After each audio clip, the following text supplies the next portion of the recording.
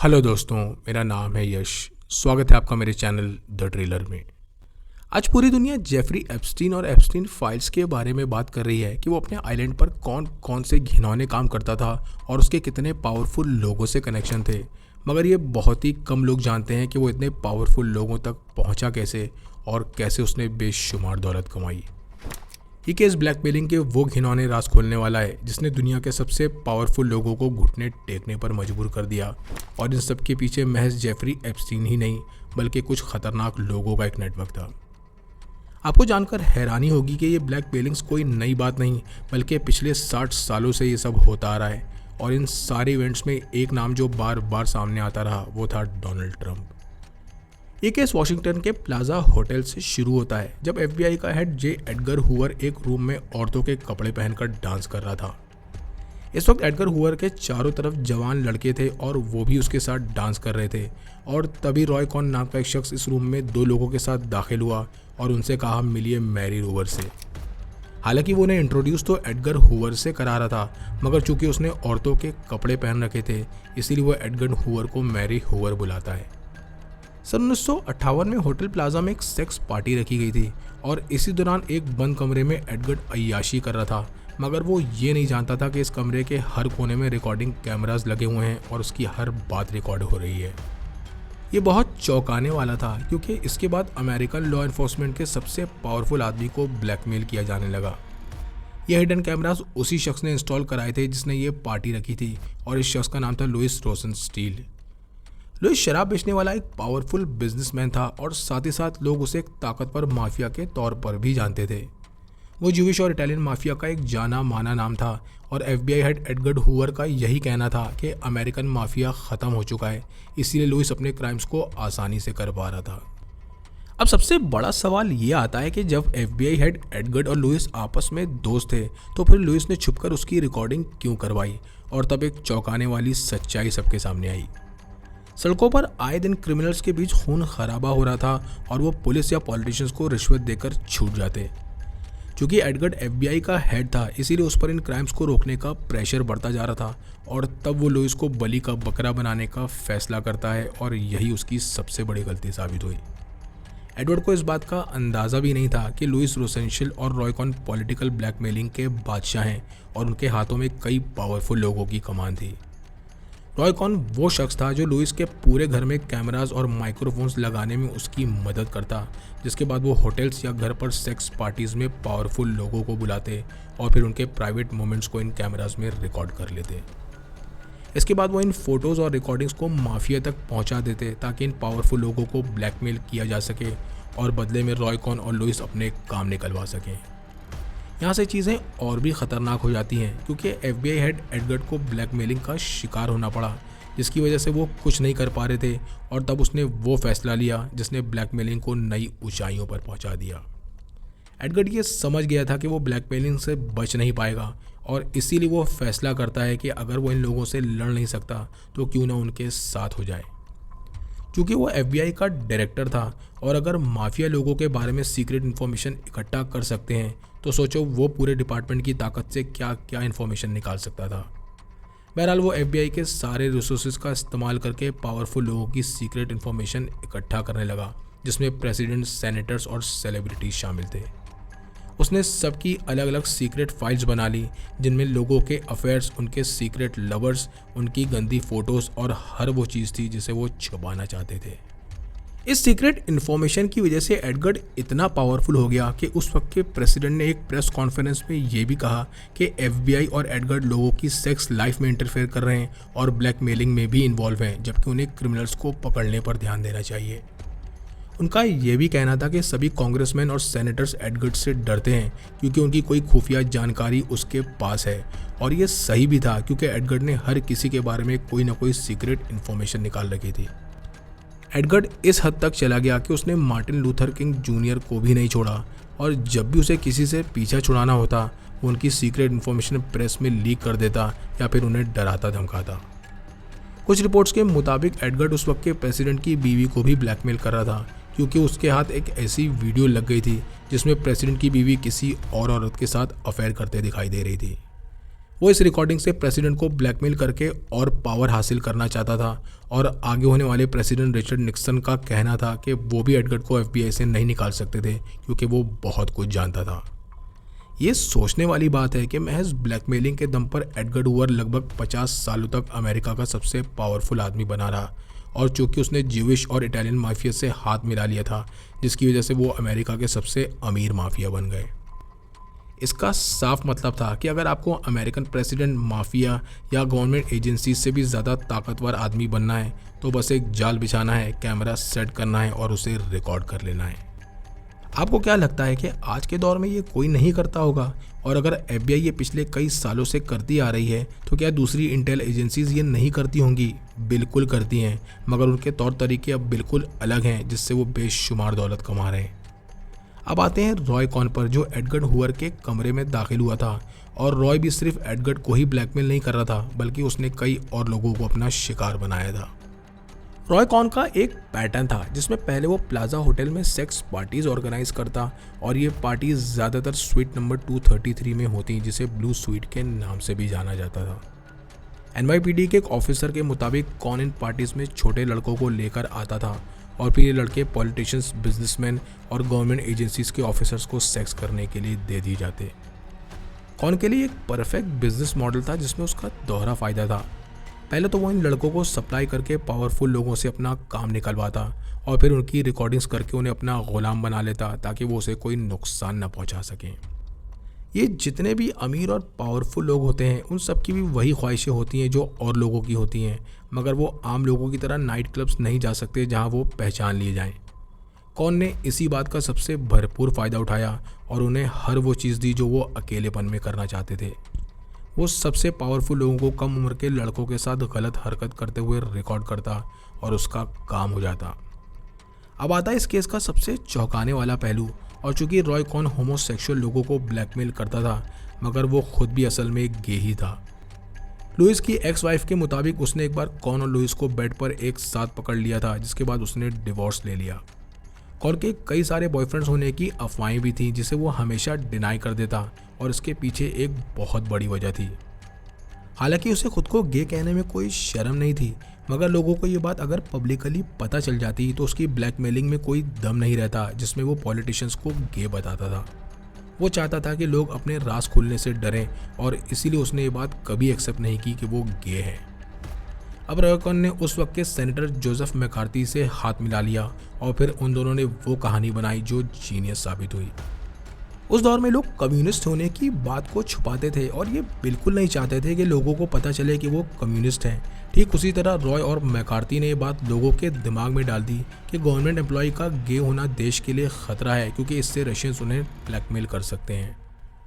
वो दोनों अब गवर्नमेंट से मांग करने लगे कि जितने भी गवर्नमेंट एम्प्लॉयज़ गे हैं उन्हें नौकरी से निकाला जाए, जिसके बाद सैकड़ों लोगों के करियर बर्बाद हो गए, कई परिवार बर्बाद हो गए और कईयों ने तो बदनामी से अपनी जान दे दी। और ये बात पूरे अमेरिका में फैल गई कि अगर कोई गे है तो उसे अपनी नौकरी गंवानी पड़ेगी, फिर चाहे वो किसी भी पोजीशन पर हो। यही वो सोच थी जो रॉय कॉन लोगों के दिमाग में डालना चाहता था और इसी डर का फ़ायदा उठाकर अब वो लोगों को और ब्लैकमेल करने लगा। अब वो भी एडगर्ड के रास्ते पर चल पड़ा और हर उस शख्स के बारे में सीक्रेट इन्फॉर्मेशन निकालने लगा जिसके पास किसी भी तरह की पावर हो। धीरे धीरे करके उसके पास टेप्स, फोटोज, रिकॉर्डिंग्स और सबूत इकट्ठा होते गए जिससे वो लोगों को ब्लैकमेल कर सकता था और ये सारे सबूत उसने एक जगह छुपा कर रख दिए। इससे एक फ़ायदा उसे और मिला कि अगर किसी और को भी पॉलिटिशियन या गवर्नमेंट ऑफिसर से काम निकलवाना होता तो वो उससे पैसे लेता और उनका काम करवा देता। बैठे बैठे कौन जज से फैसले बदलवा देता या किसी को भी गवर्नमेंट कॉन्ट्रैक्ट दिलवा देता सिर्फ ब्लैकमेलिंग के दम पर। रॉय कॉन अब इतना ताकतवर हो गया कि उसकी बर्थडे पार्टीज में अमेरिकन गवर्नमेंट के सबसे पावरफुल और इन्फ्लुएंशियल लोग आने लगे, जिसमें कांग्रेसमैन, सिटी मेयर्स और चीफ जस्टिस तक होते। और इनमें एक शख्स था जो हर पार्टी में दिखाई देता, वो था डोनाल्ड ट्रंप। कॉन का कहना था कि डोनाल्ड ट्रंप उसके सबसे ख़ास दोस्तों में है और इन पार्टीज़ में जो भी लोग शामिल होते वो किसी न किसी तरह से कॉन का काम करते या उससे काम निकलवाते थे। डोनाल्ड ट्रंप का भी यही कहना था कि वो रॉय कॉन को इसीलिए पसंद करता है क्योंकि वो आपके लिए सही गलत हर तरह के काम निकलवा कर देता है।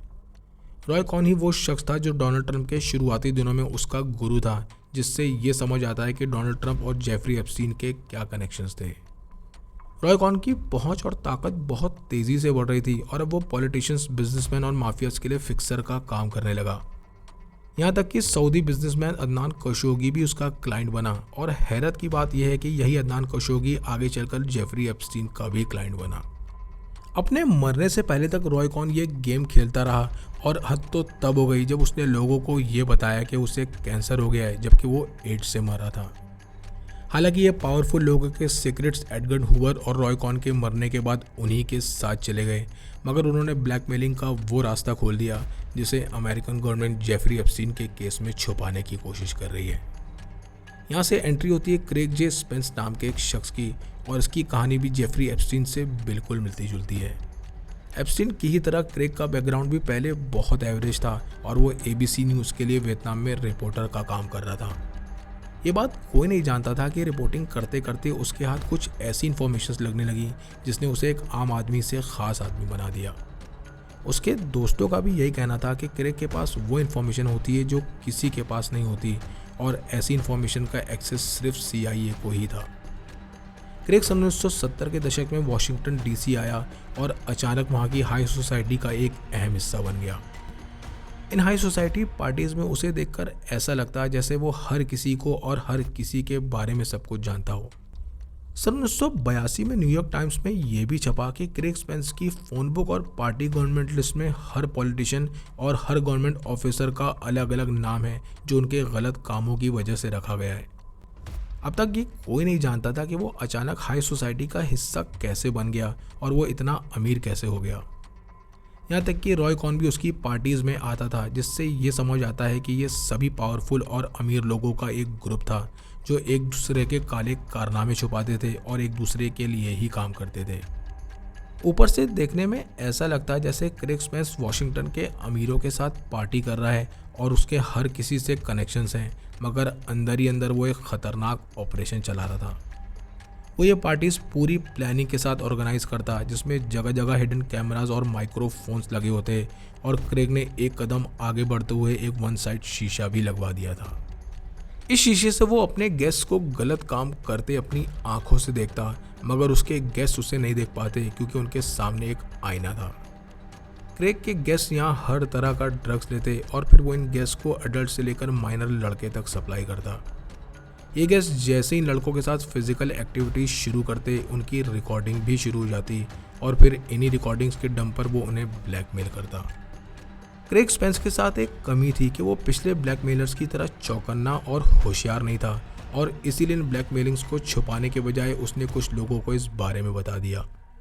वो लोगों के सामने दिखावा करते हुए ये भी कहता कि वो CIA के लिए काम कर रहा है और CIA उसके साथ डबल क्रॉस करके उसे मार भी सकती है। बहरहाल क्रेग की हर बात में कितना सच था ये कोई नहीं जानता, मगर ये बात सोचने वाली थी कि एक आम जर्नलिस्ट कैसे एक आलीशान घर में रह रहा था और उसके घर के हर कोने में सर्विलेंस इक्विपमेंट्स लगे हुए थे। सबसे ज़्यादा चौंकाने वाला खुलासा ये सामने आया कि हर महीने वो $20,000 मेल एस्कॉर्ट्स पर खर्च कर रहा था, और कभी कभी तो वो ये मेल एस्कॉर्ट्स आधी रात को व्हाइट हाउस में भी लेकर जाता था।